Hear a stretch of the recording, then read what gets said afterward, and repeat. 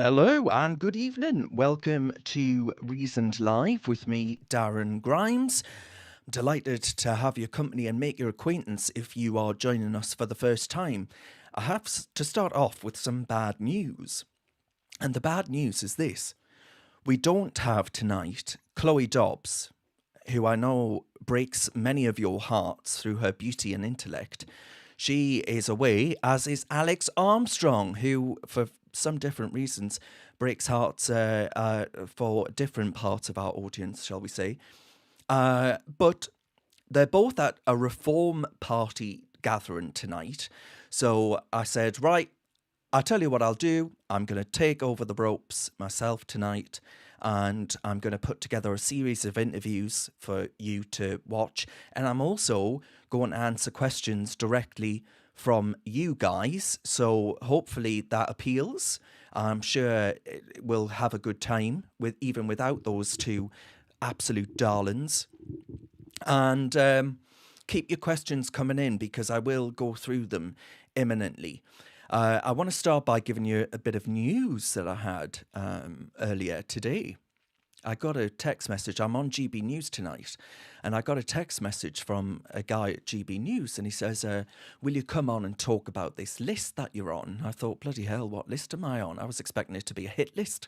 And he says, no, you're on this list. So I said, all right, and I clicked this link. Here it is. It's called the shit list. And it's compiled by the Ramona Bograll, known as the New European. I've absolutely no idea what number I'm at within this shit list, by the way, because I'm not a subscriber to that paper. It won't surprise you to learn. And all I can say is everyone on there. So from my eyes, I can spot Richard Tice, who's going to be on this very show imminently. I can spot Lord Frost, I can spot Jacob Rees-Mogg, I can spot Neil Oliver, I can spot Douglas Murray, I can spot Katie Hopkins, I can spot Dominic Cummings, Lee Anderson, Jeremy Clarkson. That is one hell of a party if you ask me. Am I wrong? Right, I tell you what, I want to be at that party.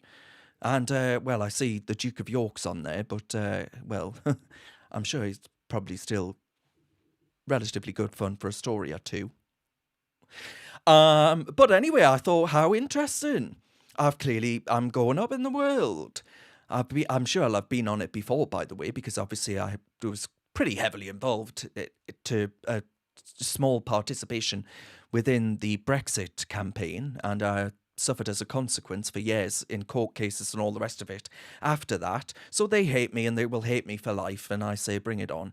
I absolutely could not care about anything like that. I really couldn't. If anything, I see it as a badge of honour.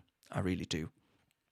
Now, the other thing that I wanted to immediately open with is that the petition that has been doing the rounds, going around the internet, that was set up by a publican,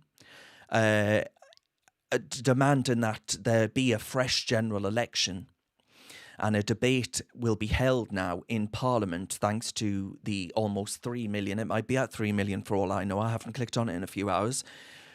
The petition has reached, 2.8 million signatures, potentially at 3 million now.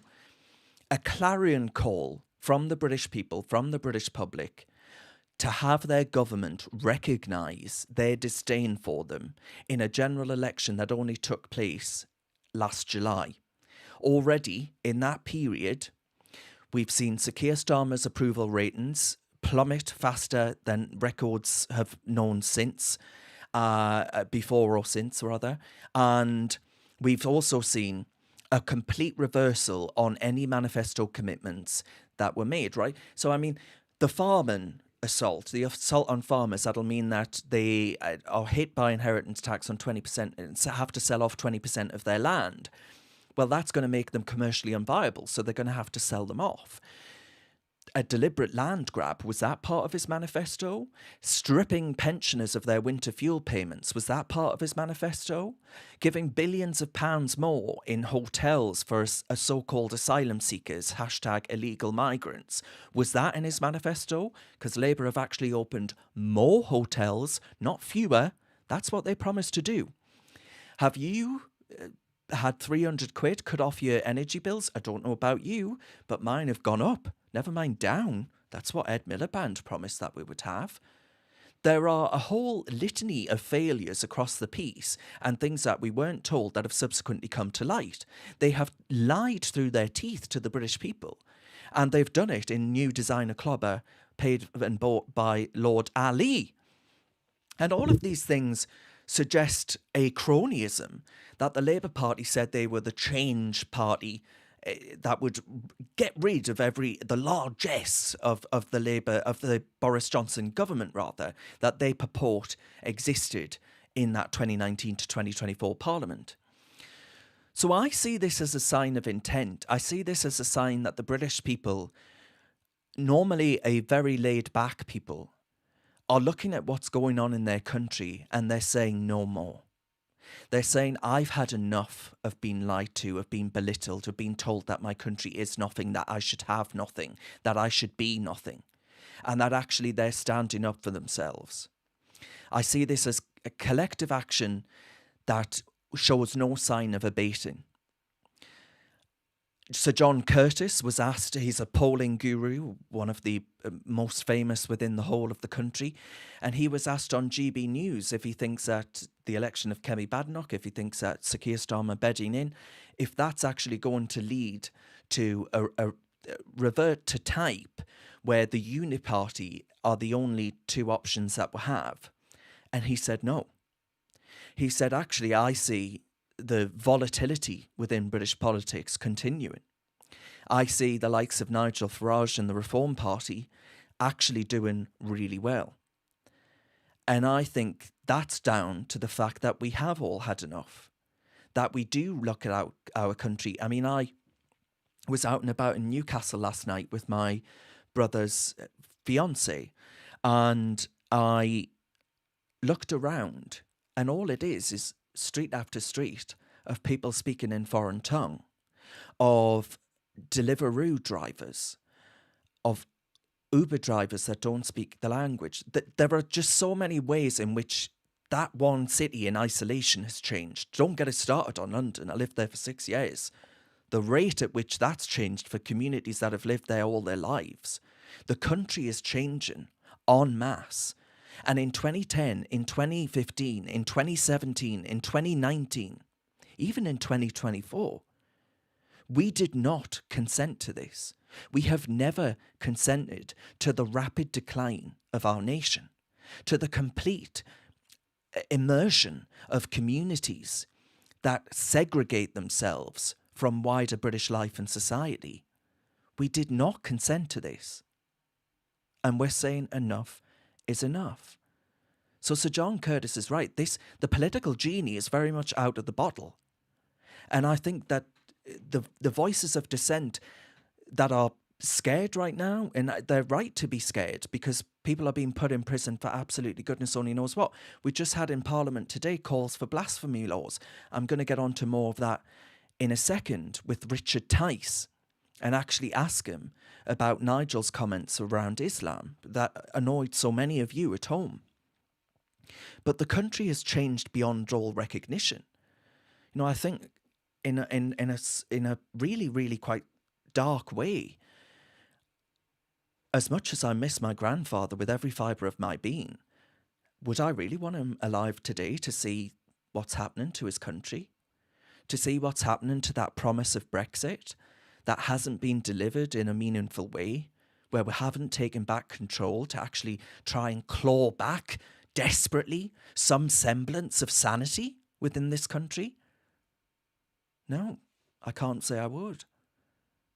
I find it heartbreaking that that generation that went out to war have to look at this country today, have to look at their winter fuel payments being stripped, an assault on farmers, and look at what's happening and just sob. So many of you have told me, I get emails all the time, I sob. I just feel utter despair. Well, don't despair, because what this poll shows, is that you, my friend, you lovely human being, you are not alone. You know, we are all brothers and sisters in this fight. and we have each other. And I think that's a really important thing to remember. You are absolutely not alone. And we'll have to keep up this fight. Do not despair, because that's what they want you to do. They want you to say, this is too risky for me. They want you to say, I can't be bothered with this. It's too depressing, too miserable. Or, well, I'm just one man. What can I possibly do? That's what they want you to conclude from this dire set of circumstance we find ourselves in. So don't do it. Please, that's my heartfelt plea to each and every one of you. Now, before I get on to Robert Bates from the Centre for Migration Control to talk about some things that came up in Parliament earlier today, I want to talk to you about a few other things. People are saying that I need to turn up my microphone. I've got it up quite loud, actually. I've turned it up ever so slightly there. Hopefully that's a bit better for you, whoever said that. Some of you are saying, oh, we've got to stop animal cruelty on YouTube, says, I think you're amazing and brave, Darren. I thank you very much. And it's a super chat as well. Thank you for supporting our channel, because, you know, we don't have many avenues of support. It's not like we can get advertising, right? It's not like we can get a whole host of support from the other avenues that podcasters can access, because we actually speak the truth, my friends. We speak to you, directly to people like you. And, you know, we don't have vast donors and all these other things. Right. So thank you for that. Stop animal cruelty. Alan says, get to the point. Yes, I will get to the point with Richard Tice. We're talking about blasphemy laws. But before we talk more about that, I want to speak to you about immigration with Robert Bates first. We will get on to Richard Tice on blasphemy laws in a bit. But blasphemy laws is an important one, because actually that came up in Parliament today, and Sir Keir Starmer did not rule it out. I think that's pretty chilling, pretty bloody chilling, if you ask me. Because what is the definition of a blasphemy law? We still have the bloody Batley Grammar School teacher in hiding. He might be in hiding for the rest of his life. And you think that's healthy for a so-called liberal democracy? You think it's healthy to stand up in the House of Commons and say that maybe this is a laudable thing to do?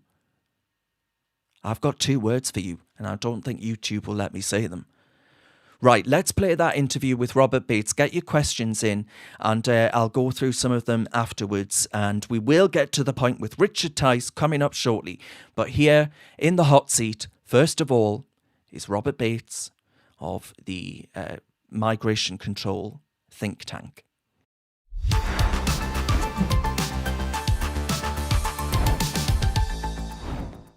Expose the failures, fight for common sense, and give the British public a voice, much needed voice. And today, exposing the failure, I mean, it doesn't get more of a systemic failure than the immigration debate. I'll tell you that much for free. Today, though, we're joined by Robert Bates from the Centre for Migration Control to actually break down the absolute farce that is Britain's asylum system.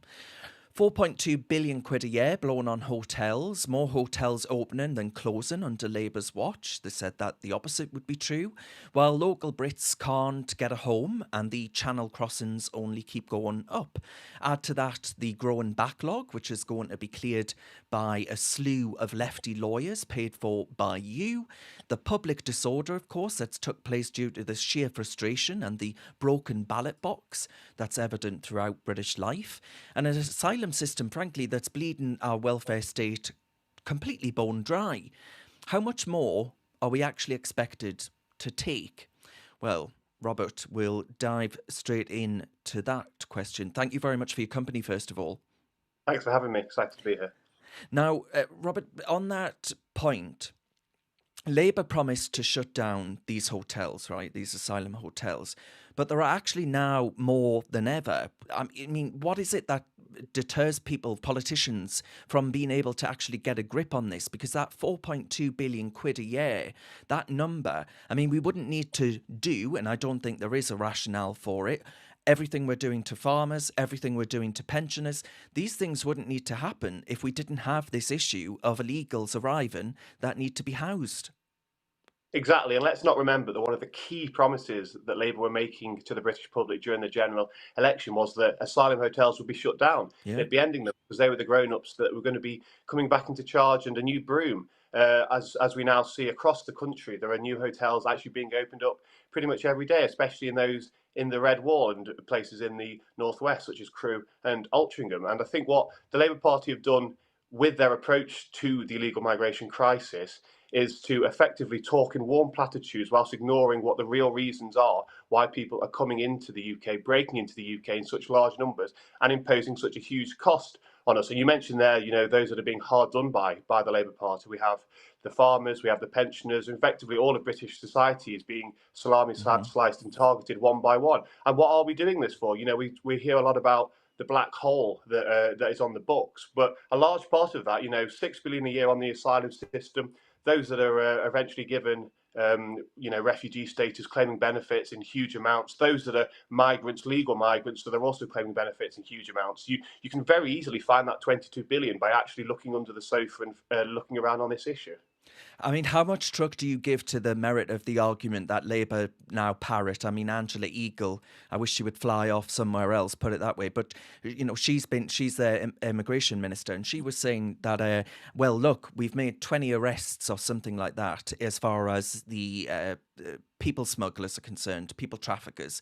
Now, how material an impact is that 20 arrests? I mean, the draws are still here, right? So people are still going to want to come. Who wouldn't want to be put up in a hotel, have absolutely everything paid for, being given free smartphones and a whole host of other things?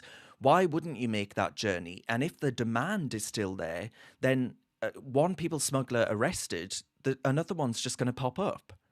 Yeah, frankly, I couldn't care about these people smuggler arrests. They are such a red herring. We're meant to be excited that someone has been apprehended in Bulgaria, or we've popped a couple of dinghies in Germany. As you say, it's absolutely ridiculous to think that the flow of those looking to break into the UK will end just because we managed to put a couple of ne'er-do-wells behind bars. And I think this is a bigger problem here, that the Labour Party came in with this mentality of smashing the gangs. They, were very, very cautious to speak in terms that would perhaps seem too strident, to talk about deportations, to countenance Rwanda. And the result is that, as you say, the pull factors actually under this Labour government have got a lot worse. They haven't done anything to diminish those things that make Britain so appealing. And we hear things about, the likelihood of social housing being given to those that have broken in, Yeah. and the amnesty that's being granted to tens of thousands of people over the next few months as well. So we've reached a situation here where the Labour Party have effectively ran out of road with their smashing the gang strategy. It won't work, and it's very clear it won't work. The only thing under Labour's watch that has actually done anything to stop the boats has been Storm Bert. Yeah, that's very true. Very true. I mean, the weather is the greatest deterrent. That's the only deterrent that we actually have right now. The fact of the matter is, though, and I'm sure you'll agree with me on this, if you consider what happened in Southport, right? If you consider and I don't mean the horrific murders themselves, but I mean the events that took place afterwards. It wasn't just a response to the horrific murders of little girls, although that was clearly a boiling point. But the fact of the matter is, people feel that, and they voted in 2010 for lower immigration, they voted in 2015, in 2017, in 2019. Basically, for much of our lives, people have been voting for border controls, robust border controls that defend, protect the British public and their interests. That clearly isn't happening. Where do people go when the ballot box is broken? That's the message that I wish politicians would wake up to and be alive to. Because if you're dropping, say, 300 single men, fighting age men, near girls' schools, for example, no one in their right mind ought to think that that is a good, sensible idea. But where else are they going to put them? If they're coming here and you're not deporting them, you've got to put them somewhere. Exactly, and it's unfortunately those poorest communities in the country that suffer as a result. It's an incredibly disempowering experience at the moment Yeah. to be a British citizen. I don't really know what more we can actually do to be heard by the Labour Party or by the Conservative Party as well, although obviously today they have spoken somewhat about putting a cap on numbers, but we know what the Conservative Party are like when it comes to them setting targets. I think the British public have, made it very clear repeatedly after general election that they aren't happy with the status quo. I think that's in large part what we saw over the summer was the kind of outpouring of please someone listen to us, please Yeah. someone take our concerns seriously. And it's all very well and good for the Keir Starmers of the world, Kentish town, born and raised, these kind of people in Islington, to think, oh, well, aren't we lovely because we're granting asylum to these tens of thousands of poor young victims. But it's not them that have to deal with the brunt of it. It's not them that are seeing their streets change beyond all recognition. It's not them that are having to see the petty crime uptick in their area. It's not them that are worried about their kids on their way to school, especially in weather like this and with the nights now drawing in earlier as well. It's an incredibly uncomfortable experience at the moment to be a citizen and to see what's happening to our country. No, it totally is. I couldn't agree more. One man that's been pushing something that I think the Centre for Migration Control would definitely focus on is Rupert Lowe, the Reform MP, and he's been pushing for data on the nationalities of benefit claimants. Now, before I play the clip there, Rob, you were saying before we came on air that actually this used to be the case. Like the Department of Work and Pensions used to compile and release this data on the nationality of benefit claimants. Shouldn't the public actually know where their money is going? Why did it stop?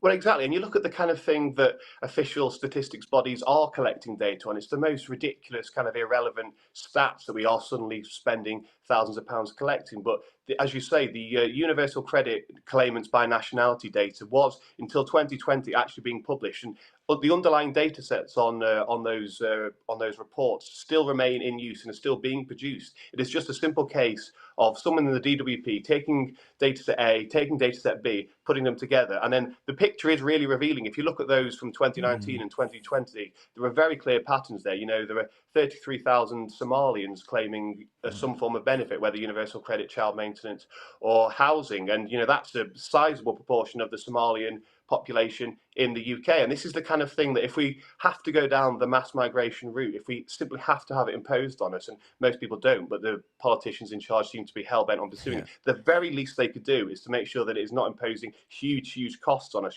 We're talking billions of pounds every year here, Dan. This is literally bleeding the British public dry. Let's see what Rupert Lowe actually said in the House of Commons earlier today and what Sir Keir Starmer's mealy-mouthed reply actually was. Honestly, I'm at this point of the view that the man doesn't have a spine unless it's it's taking you this long to work it out. Yeah, well, actually, yes, I guess you're right. He did have a spine in trying to overturn the votes of 17.4 million British people. But let's see what he said earlier today. Rupert Lowe. Yeah. Thank you, Mr. Speaker. I sincerely hope that all of us in this House agree that good government is transparent government. In response to my written question on publishing the number of foreign nationals receiving universal credit, I was informed by a Department of Work and Pensions minister that the feasibility of developing suitable official statistics was being examined. Will the Prime Minister today commit to using his good offices to publish this data transparently? Yeah. Well, I'm grateful to him for raising this, and I know there's been an exchange on it, and as soon as I've got an update for him, I will provide that for him so that he's got it. Thank you. So there are two things there. One, that mealy-mouthed response that I just mentioned, but also if you go back ever so slightly here, you can see the shaking of the head of the MPs behind Rupert, who I believe are Liberal Democrats, right? And there's that significant head shake going on at the back when Rupert is asking his question, and a sort of groan and a roll of the eyes. Well, I have a groan and a roll of the bloody eyes for the contemptible charlatans that have been elected to sit in this parliament. We all care about where our money is going. And the fact that they don't get that and they want to kick the can down the road and say, oh, we'll look into it, this is pathetic. I mean, this is such a reasonable ask as well. It's not as if he's actually making any mandate as to what would happen once the information was published. He's simply saying, give us the information. Let the British public see the truth. Let the British public know what's going on. And the fact that they won't even allow us to see that data, or are very uncomfortable about the idea of us seeing that data, suggests that they know they've lost the argument. They know that once this information is finally pushed, and I think Rupert Lowe is doing a fantastic job. I think he is effectively the opposition on this issue at the moment. I just wish a lot more of was done by the other Reform MPs at the moment. They have 4 million people relying on them to keep this issue salient. But these Liberal Democrats, or whoever they are, that ragtag crew, the backbench there, their constituents, many of them will have very legitimate concerns about immigration as well. The idea that just because you're a Liberal Democrat voter that you are suddenly very, very happy with open borders simply doesn't stack up. 70% of the British public want immigration reduced dramatically. We did polling just before the general election. Almost half of them want a complete freeze of immigration. That's where we are now. And these people are going to really, really have a rude awakening when they realise that they are completely out of step with where the public mood is. What would you say to those Lib Dems who turn around and say, oh, well, Rob, listen, you get what you vote for. You voted for Brexit, so you're getting all of these people from Sudan and elsewhere, and you could have had nice, friendly Polish people, but you turned your nose up to it. Well, so look, I think when people voted for Brexit, they did so in the faith that the message that it was primarily a vote about open borders would be listened to. Obviously, there were other issues about sovereignty, but immigration was a very, very big part of that. Yeah. And the peculiar interpretation of it that we saw by the Johnson administration when he came in 2020. The idea that somehow reducing the salary threshold to the low 20,000s was a points-based system and something that was emanating and replicating what was done in Australia is completely ridiculous. And, we saw throughout that last parliament, Conservative MPs telling us not to worry about the huge numbers coming in from other parts of the world outside of Europe because we have control. We have this abstract notion of control. Well, it doesn't feel like we're in control at the moment, especially if you walk down the high street in a lot of parts of the country. I agree. I'll get cancelled for this, but I've been cancelled so many times now that I'm starting to look like an iteration of the Sugar Babes. But honestly, I walked around Newcastle yesterday after seeing a film with my brother's fiance, and I walked around and it was just Deliveroo drivers, Uber drivers, Uber Eats and Uber drivers, and all speaking in foreign tongue. And I don't like it, right? I just don't recognise my own country anymore. And it's not surprising when you look at what you guys have put out here through the Centre for Migration Control. Between 2010 and 2024, the Tories gave a British passport to 1.9 million migrants. And it goes through the list of the most offensive ones. I'd say Pakistan. There's plenty of people there that wouldn't agree with British values in Pakistan. The Bangladeshis. You just sort of think, at what point, even if you ignore Brexit, right, at what point did the British people give consent for this to happen? We never did. And it's not just what happens at our borders. It's not just those being awarded visas. I think there needs to be a very serious conversation about what's happening with British citizenship and that it's being handed out far too easily, far too liberally. Someone who's been given a British passport after being here for as little as 5 years, there is no chance that person will have assimilated and adopted the norms and the ways of Britain in that short period of time. And, you look at those numbers, the Indians, the Pakistanis, the Nigerians, how does assimilation, how does society come together when we have these huge numbers of people that, if the incentive is all there for them not to integrate, the incentive is there for them to lock themselves away within their own communities and to see the ultimate fragmentation of our society. I think we need to really, really have a conversation, not just about British citizenship, but also about those we're giving settled status to, because as soon as they get that, as soon as they get settled status, as soon as they get a British passport, they're eligible for benefits, they're eligible for all means that would ultimately be reserved for the British public. And I think what's happened here has been a huge hidden scandal beneath the top migration statistics. And I would urge your viewers tomorrow to look at the immigration statistics when they come out, not just to focus on the headline of net migration, but to actually also look lower down the list of things that are published on citizenship, on settlement, because they're equally pernicious, if not more damaging, ultimately to the future of the country. Are you going to be doing that? As in, are you guys going to be looking through the data and publishing things on Substack or elsewhere? Yeah, we'll be doing a full kind of commentary on all the big issues. We'll be breaking it down by nationality, saying what the big trends are and seeing what the Labour Party have actually done, because this will be the first time that we're seeing statistics of those entering the country under the Labour government. So it'll be interesting to see what the change has been there as well. Do you think there'll be a shrug of the shoulders, a collective backslap where they all say, oh, goody, goody, we've got the numbers down, when actually, you take into consideration that we had British nationals overseas coming from Hong Kong, from Ukraine and all the rest of it over the last Parliament. So they're going to say, look, we're managing to get things down from the highs of the last Parliament. Goody, goody. We can all look away now and focus on something else. Well, we're not even back where we were in 2013, and we remember how salient the issue of immigration was Yeah. at that time. We've got a long way to go to even.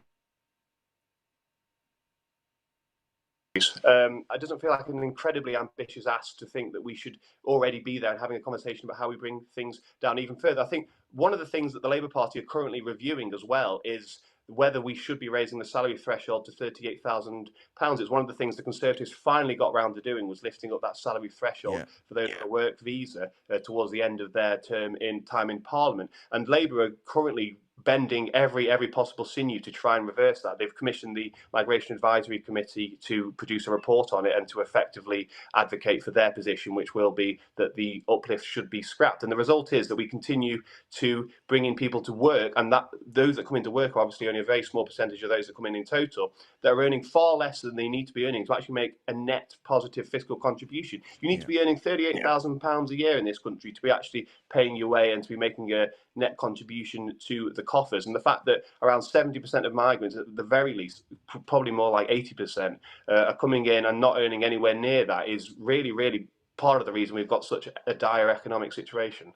Well, just finally then, Kemi Badenoch gave her speech on immigration today at the Centre for Policy Studies, and she was arguing actually look, the ECHR isn't the silver bullet, as in exiting the ECHR isn't the silver bullet you think it is. I won't give numbers on a cap and all these other things. And as you said earlier, the cap, well, I'll believe that, when I actually bloody see it, given that you've tried to fiddle me with that one many times before.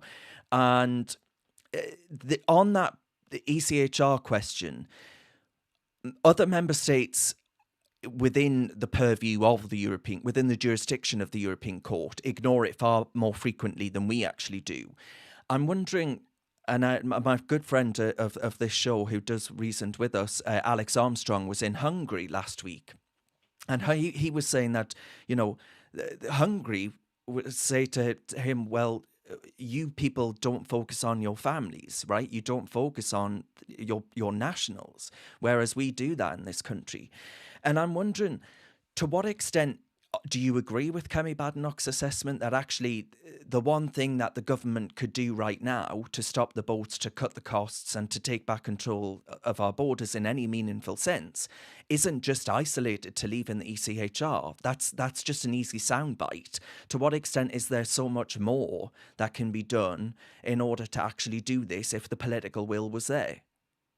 Well, look, it's not the silver bullet, but it's a very important step towards actually addressing this issue. I think, even countries on the continent, Italy, for instance, is running up with a lot of trouble on the ECHR issue. The slight difference we have over here is I think we have a class of left-wing activist lawyers that are far more pernicious and more empowered and emboldened than elsewhere on the continent. And they're getting richer.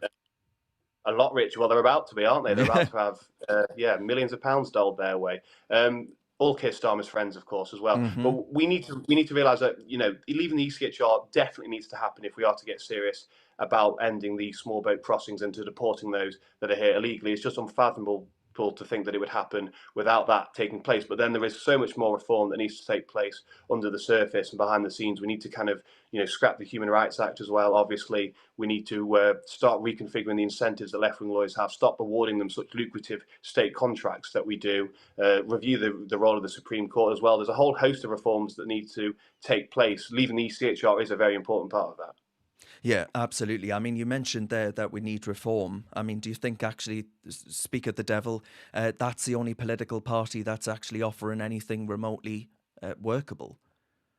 They're the only one on the illegal migration issue and the legal migration issue that I think have spoken close to where the public mood is. There's probably a bit more that they need to be doing on certain issues. Obviously, we've seen interviews that have taken place in recent months that perhaps have led to some people being a bit concerned. But I think there needs to we need to recognise that they are the ones in Parliament. Those 5 MPs are the ones in Parliament, probably closely aligned with where the British public is. But I think the conversation, we can't afford to have it bogged down just in talking about leaving constitutional I don't know how you describe it, constitutional little trappings that end up banning. But we need to look at the big picture as well in terms of we've got 1.2 million illegal migrants in this country at the very least. What is our plan for removing them? How would that actually take place? And that's the kind of conversation that should be happening. Well, look down your car washers and your Turkish barbers. That would be a good start, or your drug dealers maybe. But Robert, thank you very much for giving up your time to speak to me this evening. The comments that you mentioned, concerns around reform, I did actually pull Richard Tice up on that. So we'll see what he had to say later on in this recording. But Robert, thank you very much for that. I do appreciate it. So that was my conversation with Robert Bates from the Centre for Migration Control. I hope you'll agree. I thought it was very good. I think he's superb. I think he's a great advocate of border controls and, for common bloody sense, for the kind of things that we all want to see. Lorraine agrees with me. Thank you, Lorraine. Lorraine says, I enjoy Rob's analysis, clear and easy to understand. Have seen him on GB News too. Yeah. I'm going to be on GB News tonight, by the way, to talk about being put on the new Europeans shit list. Apparently, I'm a massive Islamophobe. I'm not, but apparently I am. That's what they've said. And a right-wing provocateur. Me, provocative? Surely not. Surely not. Swipe says, good guess. Thank you very much for that, Swipe. Danny says, Darren, you speak for the people. Keep doing it. Thank you, Danny. I appreciate that so very much. Celtic Girl says the UK is as bad as Canada and Australia now. Total tyranny. Yeah, I'm afraid it's really dark times for this country, but we are waking up to it. That's what gives me hope, right? And that maybe that's Panglossian, right? I don't know. Maybe that's rosy-tinted glasses, or maybe I've had a drink. I haven't, by the way. But I just see things. I see the mood music changing. I do. And one of our YouTube comments, it should be the Centre for Migration Out of Control. Yeah, you can say that again. Catcher says, you look tired, Darren. Well, I mean, I've got 3 media hits tonight, so I hope not, Catcher. I really hope not, because I've got some way to go before I can pop my little head on my pillow. And Smudger Mick says, well said, Darren, we do all care. Unfortunately, too many times in the House of Contempt, they don't seem to care about our nation at all. Yeah, I think that's right. I think they care about their own interests far too often. Or they care about the interests of foreign nations. Or they care about the interests of these foreign bodies like the ECHR, like the United Nations, or like whatever else. I don't care. I care about the British people's priorities and the British people's interests. Apparently that makes me some kind of far-right fascist. And Hexit points out that there are homeless people all the way up and down Northumberland Street. It's true, which is in Newcastle, by the way, for those that don't know.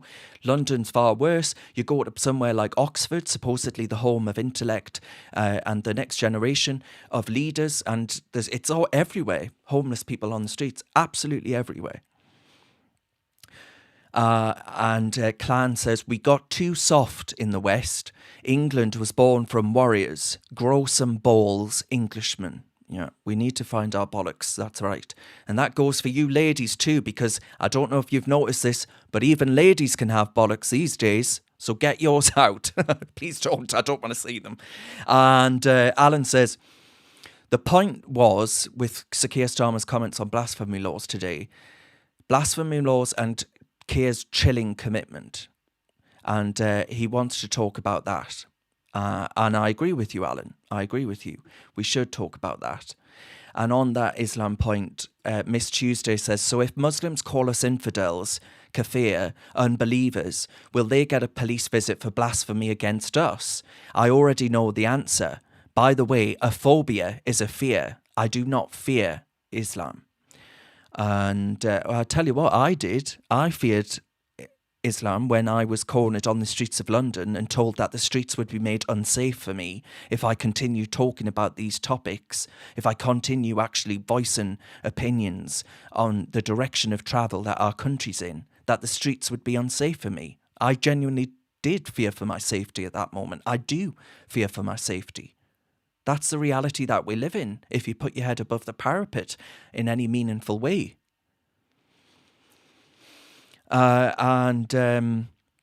Yes, it goes on like that. So thank you very much for your comments. As I say, if you're just joining, no Chloe, no Alex tonight. They'll be back next week. Stevens, who is a good friend, says MSN still have too much power over the public, especially the older generation who are not tech savvy. But we are seeing that break down, Stephen. I mean, you know, Trump's election victory perhaps wouldn't have been so pronounced had it not been for his use of independent media. Right, we are seeing the traditional constraints break down.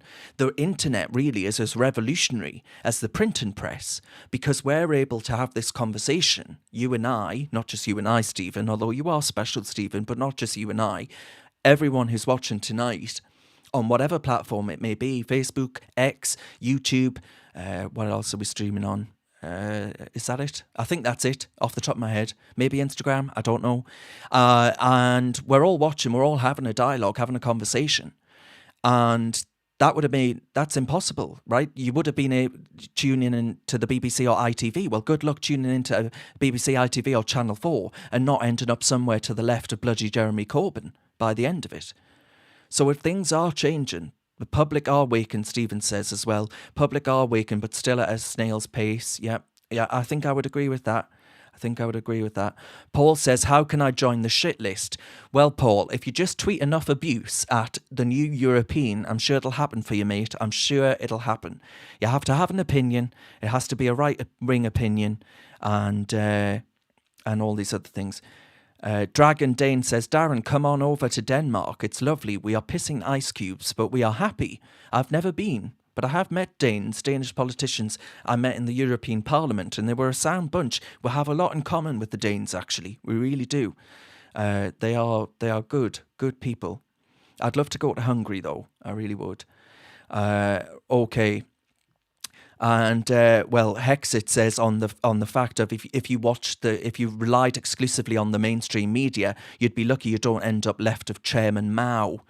Well, to be honest with you, the way that Sir Keir Starmer's going, Hexit, it won't be long before we actually do end up like Chairman Mao's country. Because I tell you what, Chairman Mao's China, a clampdown on free speech, the arrest of political prisoners, dissenting voices quashed, so many ways in which freedom and liberty completely curtailed, farms attacked, taxes hiked. Your life isn't your own. The state controls everything.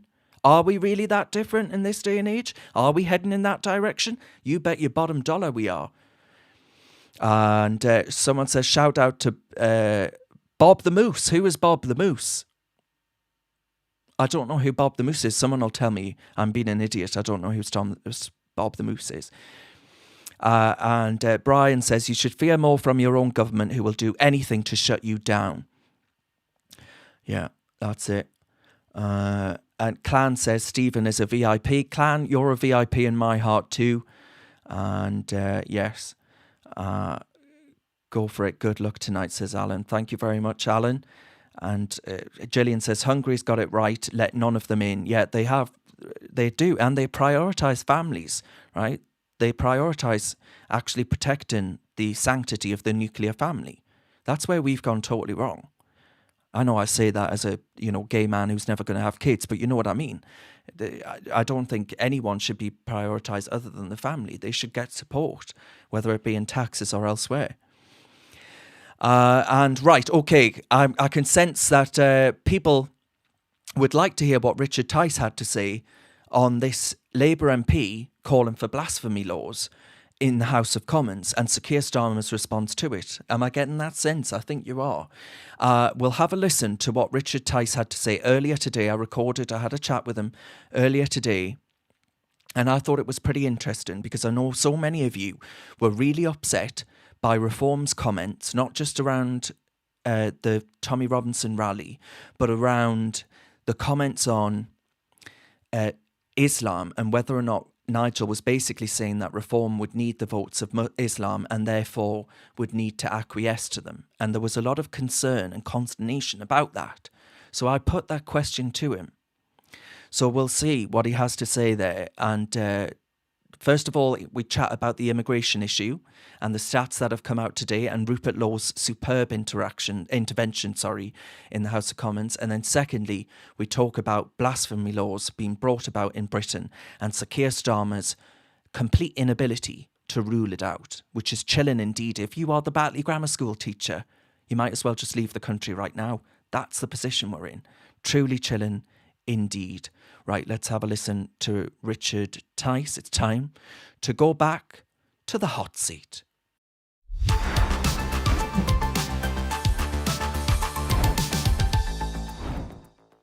Hello, my friends, and a very warm welcome to Darren's Hot Seat, this part of the show where no issue is too hot to handle. Today we're tackling two scandals that strike at the very heart of Britain's values. The staggering 726 million quid of your money handed out in universal credit to so-called refugees last year, and the Labour MP Tahir Ali's shocking call for blasphemy laws in front of the whole of Parliament. What was Sir Keir Starmer's response? Well, it ain't great, put it that way. Joining me to expose the madness and fight for British common sense is someone who knows a thing or two about taking on the establishment these days. Richard Tice, Deputy Leader of Reform UK, joins me in the hot seat tonight. Richard, thank you very much for your company. Great pleasure, Darren. And it's wonderful to be on your show for the first time, I think. It is. As a newly elected Member of Parliament for the constituency of Boston and Skegness. Absolutely, Richard. I mean, speaking of the constituents of Boston and Skegness, they used to have an MP who I remember got into a lot of hot water over the scandal of illegal migration. And actually, I wonder how they'll all feel, Richard, at the 726 million quid of their money that has gone out in the name of universal credit for so-called refugees. Now, as you well know, tens of thousands of those are actually at the minute going through getting legal aid for free at the taxpayer's expense. And actually, this will enable all of them to access this cash even further. I mean, how much of a scandal is this to your constituents? It's absolutely vast. And my constituents are raging about the vast legal migration, the totally out of control illegal migration. All these numbers they're so huge, it's hard to imagine. Let's remember this number actually that's been released it's a sort of guesstimate. Yeah. It's probably way more than that. No one really knows. But here's Exactly. the real lie. Here's the real lie that's been exposed. We've been told for 15 years that people are coming to the UK to work. And we've been told that all these people coming across in boats are doctors, they're engineers, they're lawyers, they've got great potential. But it turns out, actually, they're all going on the dole. They're all claiming benefits. So I think fundamentally, once again, we've not been told the truth. We've been gaslit, we've been misinformed, and voters are absolutely furious about this. It's got to stop. It's very simple. Yeah, it's very simple. If you haven't paid in, you can't take out. Yeah, It's a principle that gets people working. And look, historically, 20 years ago, this actually worked quite well.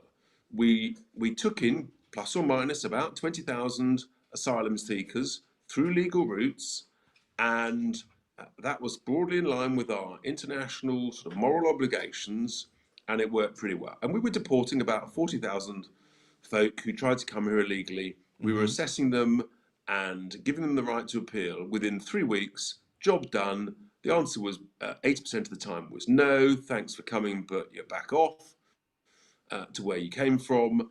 And there wasn't really a problem. So we'd quite like to go back to that, I suspect. Yes, I mean, Richard, the other thing that came out yesterday through a look into the statistics and the stats here, the upfront fees for landlords for actually taking in, it says Ukraine or Afghanistan migrants, but then it does have the caveat that these incentives will be available to those landlords supporting refugees from other countries, and tax incentives to apply to persons letting a room under the rent-a-room scheme. Now, this, of course, comes as the government have admitted they've opened more hotels, despite saying they would close them to illegal migrants. And there's a cash incentive of, if you're giving up 4 bedrooms, you get £3,500 paid up front, with a potential 5-year agreement with a break clause after 2 years. What landlord wouldn't want to sign up to this, right? This is putting the illegal migrants ahead of the struggling British people during a chronic housing shortage. It's basic laws of supply and demand. If the population is growing rapidly, and if you're bringing in 800,000 people, most legally, some illegally, then guess what? The demand for housing is going up. And we know that for the illegal migrants crossing the channel, that the big organisations like Capita and Co, they're trying to rent homes for 5-year contracts. And of course, it looks very appealing. At the end of it, you'll get your refurbished house back. But what about those British citizens who've grown up trying to leave home, trying to rent a home, trying to buy a home, get on the ladder, and the pricing is now completely out of reach because of the consequences of this vast surge in demand from people who've come from overseas? And once again, we've been misled, we've been gaslit, we haven't been told the truth, and the consequences everywhere is that wages are suppressed and the quality of life deteriorates as you can't go and see a doctor. Forget seeing a dentist. Get some pliers is what people sadly are having to resort to. And hospital waiting lists, the quality of life everywhere is getting worse. It's as simple as that. Yeah, it is, absolutely. Right, so today in Parliament, as well as not talking about the issues that you've just set out, Rupert Lowe has been managing to extract concessions across the piece, really, through freedom of information requests and through ensuring the government actually is forced to bring statistics around migration to the table. Why do you think there is such a secrecy around this? Why are you guys finding it so difficult to actually get the government to be upfront about the situation that the country is in terms of migration? It's obvious, because the truth hurts. The truth is uncomfortable. And once again, we've not been told the truth, because it's the news is not good out there. And the quantity of crime that's being committed by foreign nationals is significant. We think that some forces are collecting it, some are not. Other countries across Europe are now collecting and publishing this data. It's very important, it's very informative. And good data, good transparency leads to good government and trusting government amongst the people. And look, we'd all love there to be no crime, from whether it's British citizens or foreign nationals. But that's not the reality. Just tell us what's going on. Tell us which countries are more likely to commit more crimes from which overseas nationals. And you can then draw some conclusions. And if there's one country that's got a particular issue, whatever types of crime, then you say actually to those folk coming from that country, thanks folks, but the answer's no. Mm-hmm. We don't want your criminals. We don't want your drug dealers. We don't want your rapists. We don't want your knife criminals. Just go somewhere else. Yeah. And that's why they don't want to do it, because they don't want to be put in that position of having to say that, because there would be total outcry from the British people every time a migrant from that particular country came to this country.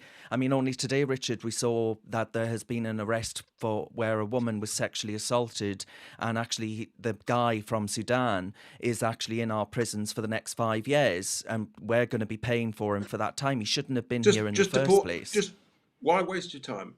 Just deport a lot of them. Yeah. You free up 10,000 spaces, which means you don't have to free prisoners early. You save a bunch of cash. This stuff's not rocket science. I'm not a scientist. It's just basic common sense. Richard, a couple more questions because I know you're stretched for time. It's busy in the days of reform trying to actually hold this absolutely dire government to account. But I must ask you about Tahir Ali's comments, a Labour MP in Parliament today, who effectively called for blasphemy laws to be introduced in Britain under the guise of tackling division and hatred. Just have a quick watch of this. Thank you, Mr. Speaker. November marks Islamophobia Awareness Month. Last year, the United Nations Human Rights Council adopted a resolution condemning the desecration of religious texts, including the Quran, despite opposition from the previous government. Acts of such mindless desecration only serve to fuel division and hatred within our society. Will the Prime Minister commit to introducing measures to prohibit the desecration of all religious texts and the prophets of the Abrahamic religions? Can I agree with him that desecration is awful and I think should be condemned across the House? We are, as I said before, Mr. Speaker, committed to tackling all forms of hatred and division, including, of course, Islamophobia in all of its forms. Thank you. So, I mean, Richard, it is Islamophobia month, right? And they all go on about all of this and all the rest of it. And these issues come to the fore every 2 minutes in that parliament. But is this a step toward curbing freedom of expression, in your view? And what kind of precedent do you think this would set for British society? I don't ultimately think it's laudable to go around burning books that might be, or burning books in general, but those that might be offensive to particular religions. But it does suggest to me a growing trend where actually politicians are too afraid to really say this is a step in a wrong direction where we're going in de facto blasphemy laws. So just remind me, which is Christophobia month? Which is anti-Semitism month? The whole thing is a complete nonsense. It is divisive, it's virtue signalling. Every month should be a month where you condemn hatred and racism, and that it's very simple, and we've got existing laws that deal with that. We don't need any more laws. But desecrating anything is, it's offensive, but we do live in a democracy, and the point about free speech is that I don't like to offend people, but some people are a bit snowflakish and they take offence over things that frankly I think are daft. So the point is that the right to free speech means if you want to live in a democracy, then sometimes you're going to be offended, and you've just got to put up with it. Have a bit of resilience, and look, it's poor behaviour to deliberately desecrate a religious text. Do you need extra measures to deal with it? No, just actually have a bit of just moral fibre, make it socially unacceptable in any walk of life. You just say, come on, actually, let's just work together. Because it could be said, right, that the Batley Grammar School teacher still in Haydn, for example, may never come out of Haydn, and that was for showing a cartoon. This is all wrong, but it requires courage, it requires leadership to say, actually, I don't give two hoots about your sexuality, your gender, your religion, the colour of your skin. I just want you to come and abide by our values of tolerance, compassion, accept that our foundation is based around Christianity. We ain't doing Sharia law in this country, and we all push on. We've all got a duty to contribute to our communities, to our economy. We've all got a duty to work, if physically you can, and that's how we all get better off. And if you get better off, people get on better. It's as simple as that. I mean, Nigel has come under attack by figures on the right in the commentary sphere for his comments around Reform UK actually needing votes from Muslim communities, for example. What would you say to viewers who want confidence that, even whilst trying to win over small c, I guess, Muslim voters, that you would actually challenge robustly any attempts to put in place de facto blasphemy laws, such as these championed by Tahir Ali, for example? We want voters from all walks of life. I don't care about the colour of your skin or your faith. We just want people who subscribe to traditional British values and believe in our policies about how we make this country great again. It's as simple as that. And I just don't think that is what's happening. Is you've got various people from various groups who are deliberately trying to divide, distort, discriminate, race bait, and all this garbage. And it's just absurd. It's an utter waste of time. It's totally unhelpful. Just focus on how we're going to run this country properly. How we're going to make people better off, not worse off. And how we're going to improve our healthcare, our quality of life, and make the place work. Just focus on that, nothing else, and get on with it. But to be clear, you would stand robustly against sectarianism, for example. Oh, completely, and we always have done. Yeah. As a nation, we always have done. Where we've had sectarianism, sadly, in Northern Ireland, we know the history, we know the consequences. It doesn't end well. But if we're not very careful, we are at Everest base camp of sectarianism. So you've just got to say, no, we're not going down there. But it's the people who are trying to divide by highlighting these issues. We don't need blasphemy laws. We don't need any of this nonsense. We just need people to focus on contributing, get out there, accept who we are as a nation, subscribe to our values, speak the lingo. Generally helps. Literally, if you want to contribute, if you want a job, literally speak the lingo, integrate, and crack on. Now, finally, then, you've made the top 50 on the New Europeans, which is a paper associated with Alistair Campbell. You've made their shit list, Richard, which isn't my language, that's their own. I'm wondering your comments, your thoughts on making such an illustrious list this year? Well, the truth is, actually, I'm a little bit disappointed because I've actually slipped in the list since last year. Yes, I was 11th last year. I've collapsed down to 17th in the index. It's not good enough, Richard. Isabel, my other half, Isabel, and I, we were described last year as Britain's most objectionable couple, a badge of honour, which is unclear whether we still hold that award in this year's list or whether we've been in some way usurped and demoted. But obviously in my household, it's very competitive. Isabel is 6 places ahead of me. I think 5 places ahead of me at 12th. And words will be had, rest assured. All right. Richard Tice, thank you very much for your time today. Great pleasure. Perfect. Thank you, Richard.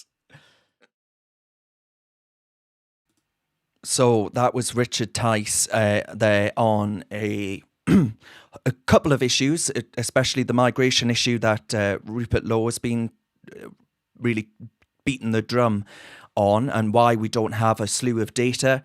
For example, it had to be fought tooth and nail to get data on which foreign group in Britain are committing the most crimes, who's getting the most benefits. These are all data points that would be very useful to know.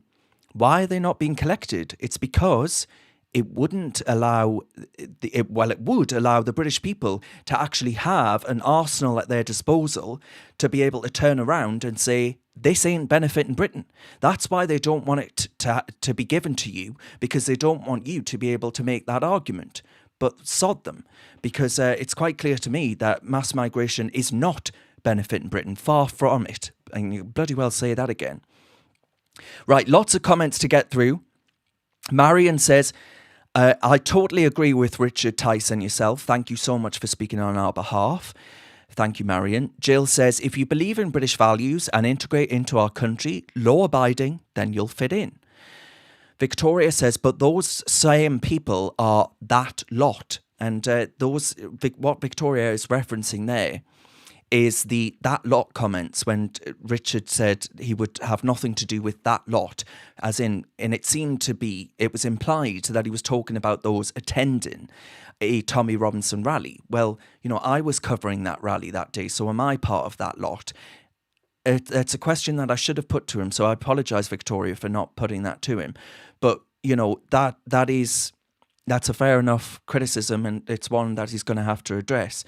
And Adam says Reform UK should have shaken their heads when this was talked about, as in the House of Commons, bringing about blasphemy laws. They should have sat there like that Lib Dem when Rupert Law was asking the questions about our right to have migration data available to us. The Lib Dems were sat there shaking like the nodding bloody Churchill dog. Absolutely pathetic. And Samo says, with the Islamophobia laws coming in, you won't be able to point out rape in the UK. It's true. That's the scary thing, right? I'm sure on a slew of things that I've posted on this channel will be punished, penalised, imprisoned maybe. Perhaps I'll be in the same cell next to Tommy or something like that for actually asking questions, criticising issues around that. Nigel says, I'm not a Christian. I know the Quran better than 99% of Muslims do. The Quranic texts blaspheme against every other belief system. Under Starmer's blasphemy laws, Islam has to be banned. That's a funny old point, isn't it? Swipe says, we've gone past the point of no return. I hope you're wrong on that. I hope you're wrong. And I'm going to continue fighting like you're wrong. You are wrong. And I say that with respect, because I just view this country as a project still worth fighting for. You know, maybe Swipe, I will look back in years to come and think, bloody hell, I wish I'd listened to Swipe. But for now, the fight goes on. Michael says, career politicians are the problem. We need people who have worked and successful to run our country. I mean, Richard would argue that he had a successful business. And looking for the why says, when will someone stand up and say it's the Home Office staff and lawyers, by the way, who are going to get very wealthy right now. There's a slew of lefty lawyers needing to be hired right now to get through the backlog of illegal migrants. They're going to rein it in. They'll be saying payday, woohoo, trips to Saint-Tropez next year, like you wouldn't believe. And they're all friends with Sir Keir bloody Starmer. Go figure. Probably Lord Ali. And lawyers who have corrupted the system. Looking for the why says, I knew someone who worked there 20 years ago and she said it was run by Islamic men. And Clan says, what real man leaves when women and children are getting harmed? Not me. Yeah, it's funny how many single men seem to ditch their women, isn't it? Edward argues that refugee status should have a time limit. And Bionic points out that Ben Habib is the best. I do get on with Ben very well, but you know, I respect and admire Richard and Nigel. CJ on Facebook says, smash the gangs, more like cash the gangs. Well, quite. Clan also says, I left England in good times. Now I come home to protect her in bad times. It's a very, really nice sentiment there, and I appreciate that. And Stephen again says, Reform have let us down a little, I feel, with those recent comments. You're not alone in that assessment, Stephen, but maybe he's changed your mind right now. Maybe I got something out of him that you appreciated. Let me know. Right, that's some comments I've read out there. What have I missed? And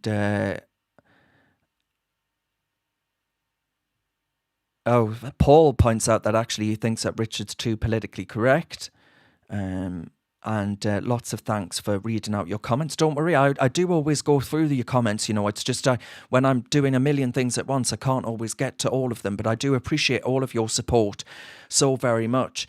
Now, I'm going to have to saunter off because I've got to do GB News. So if you're at a loose end, I'll be on GB News shortly. And then I've got to go do Sky News Australia. It never ends. It never ends. Oh, Nigel has just sent a super chat. Thank you very much, Nigel. I appreciate that. We appreciate all of your support. Without you, we can't continue doing what we're doing. It's clear to me that the social media want to censor us across the piece. We've had that happen a million times before. I got put in Facebook prison the other day because I posted a picture, a meme of Sir Keir Starmer with a penis as a shadow. That got me in Facebook jail.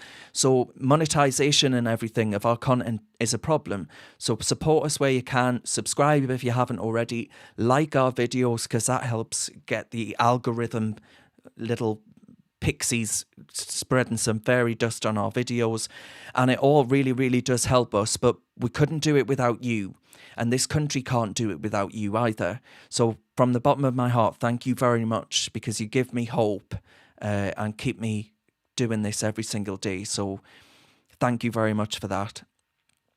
And Michael says, I like Sky News Australia. So do I. So do I. And guess what? They're not regulated by bloody Ofcom. They don't know how good they've got it. Okay, lots of love, guys. I'll speak to you same time next week when Chloe, Alex and Eunice will all return. Fear not. But hopefully this was all right. I had 2 interviews, 2 good interviews, I think, that have hopefully given you some food for thought, cheery optimism, whatever else. And I'll speak to you at 8 o'clock next week with Chloe, Alex and Eunice. It should be a good one. All right, guys. And let me know.